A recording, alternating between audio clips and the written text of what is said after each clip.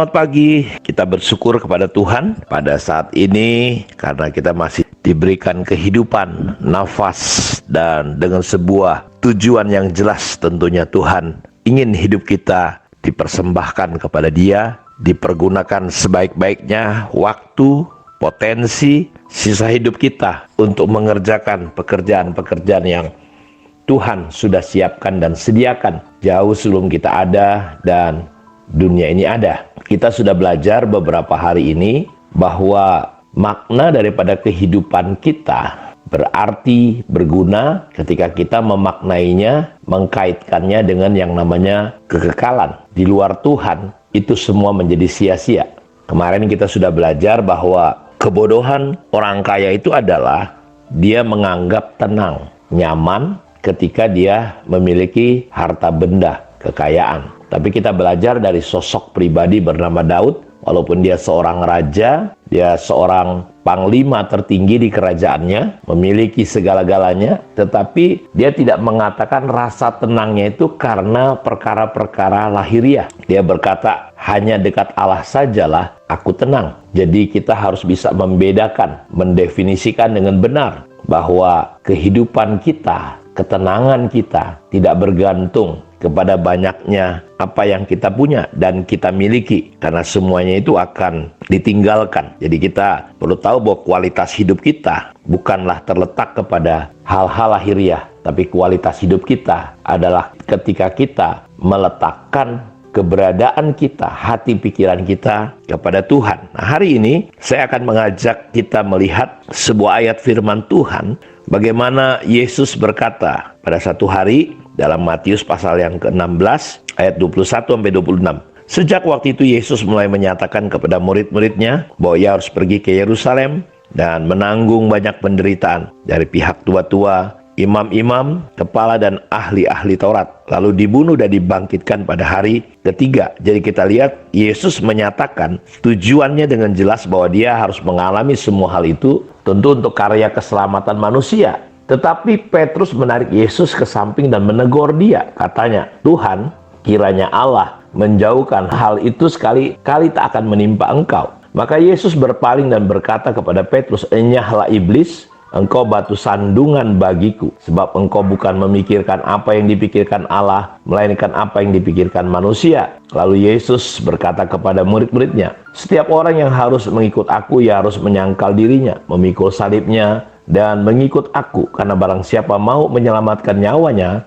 ia akan kehilangan nyawanya. Tetapi barang siapa kehilangan nyawanya karena aku, ia akan memperolehnya. Perhatikan baik-baik kata ini. Apa gunanya seorang memperoleh seluruh dunia tetapi kehilangan nyawanya? Dan apakah yang dapat diberikannya sebagai ganti nyawanya? Apa gunanya? Ada sebuah pertanyaan. Seorang memiliki seisi dunia ini, seluruh dunia ini, dan tapi dia kehilangan nyawanya. Apa yang dapat diberikan sebagai ganti nyawanya? Jadi jiwa kita, nyawa kita, nilainya jauh dari seluruh isi dunia. Karena itu ketika Tuhan Yesus sedang cerita tentang keselamatan yang akan diberikan lewat hidupnya, Petrus berkata, sekali-kali hal itu dijauhkan daripadamu. Dan Yesus berkata, iblis mundur dari hadapanku. Setan, enyah engkau batu sandungan bagiku. Karena apa? Karena engkau cuma memikirkan apa yang dipikirkan manusia. Engkau tidak pernah memikirkan apa yang dipikirkan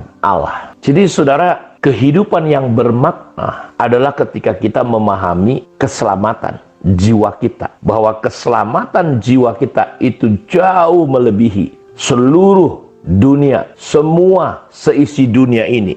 Tapi kita telah melihat iblis telah menipu, membangun sebuah image, paradigma, seolah-olah ini dunia jauh lebih hebat, jauh lebih luar biasa daripada keselamatan jiwa kita, jiwa manusia, jiwa orang. Padahal Yesus mati di dunia ini, mati tujuannya bukan untuk dunia, keselamatan manusia yang ada di dalam dunia ini. Karena di mata Tuhan, di mata Allah, keselamatan jiwa-jiwa itu jauh lebih besar. Jadi kehidupan yang bermakna adalah kehidupan yang diwarnai dengan jalan keselamatan. Apalah artinya saudara semuanya yang kita punya, miliki, kalau nyawa kita binasa, maka nggak ada gunanya. Karena itu kalau saudara memperhatikan bahwa ketika iblis datang sama Yesus dengan 3 pencobaan itu, salah satunya adalah bagaimana iblis membawa Yesus ke bubungan bait Allah. Di sana dia menawarkan, mempertunjukkan, memperlihatkan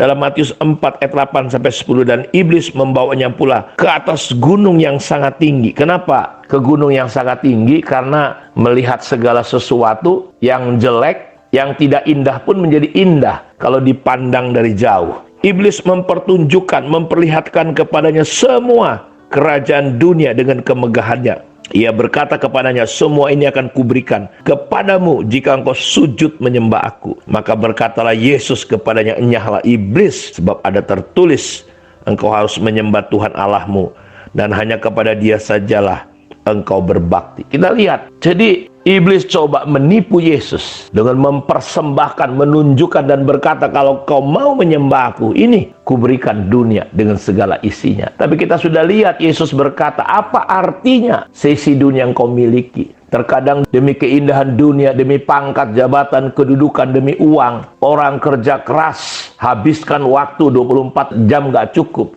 Gak hanya banting tulang, semua dibantingin, istri, anak. Dia bangun hanya untuk mendapatkan kekayaan di dunia ini. Padahal kekayaan tanpa Tuhan hanya akan membuat hidupmu kosong. Hidup kita hampa.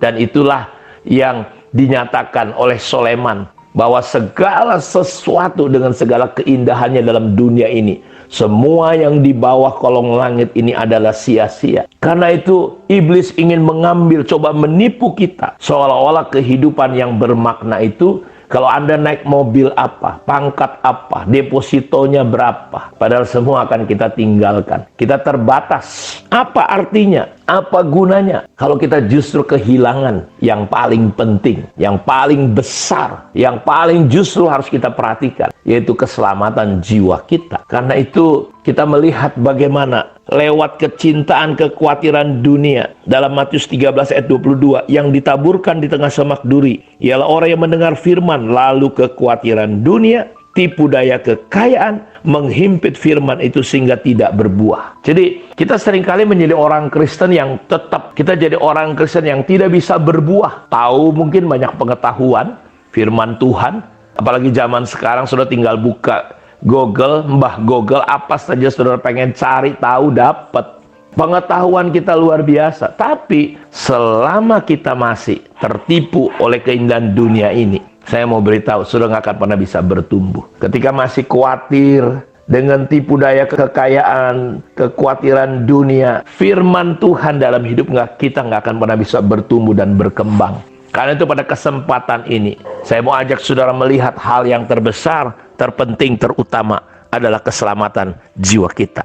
Apakah nanti ketika saudara mati, tutup mata, engkau bisa berkata, finisi, aku sudah selesai Tuhan? Apakah ada kepuasan? Ya, Paulus berkata, hidup bagiku, bagi Kristus, mati adalah keuntungan. Aku nggak penting hidup atau mati, yang penting hidup dan matiku memuliakan Tuhan. Kalau saudara hanya hidup untuk diri sendiri, saya mau beritahu ketika saat-saat justru di ujung hidup kita akan ada banyak penyesalan. Karena itu saya berdoa, saudara, mari kita memperhatikan yang terbesar, keselamatan jiwa kita. Dan kita mengerjakan keselamatan jiwa kita dengan takut dan gentar, dengan mengekspresikan, mengisinya dengan melayani Tuhan, melakukan pekerjaan-pekerjaan Tuhan. Kiranya Tuhan membuka mata hati kita dan memberkati kita pada saat ini. Mari kita berdoa. Terima kasih Bapa, kemurahan anugerah-Mu.